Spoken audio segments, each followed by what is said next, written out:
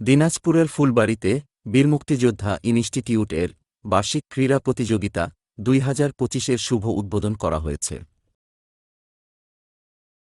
আজ ১৮ই ফেব্রুয়ারি মঙ্গলবার সকাল ১০টায় ফুলবাড়ী উপজেলা পরিষদের পার্শ্বে অবস্থিত বীর মুক্তিযোদ্ধা ইনস্টিটিউট এর ২ দিনব্যাপী বার্ষিক ক্রীড়া প্রতিযোগিতার আনুষ্ঠানিক শুভ উদ্বোধন করেন অনুষ্ঠানের প্রধান অতিথি উপজেলা নির্বাহী অফিসার মীর মোহাম্মদ আল কামাহ তমাল।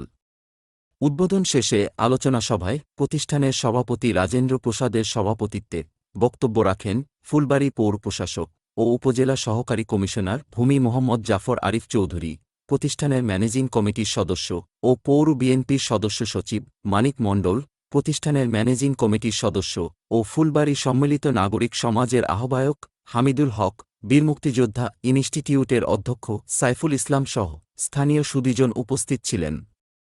পরে প্রতিষ্ঠানের শিক্ষার্থীদের অংশগ্রহণে মনোমুগ্ধকর ডিসপ্লে উপভোগ করেন অতিথিবৃন্দ।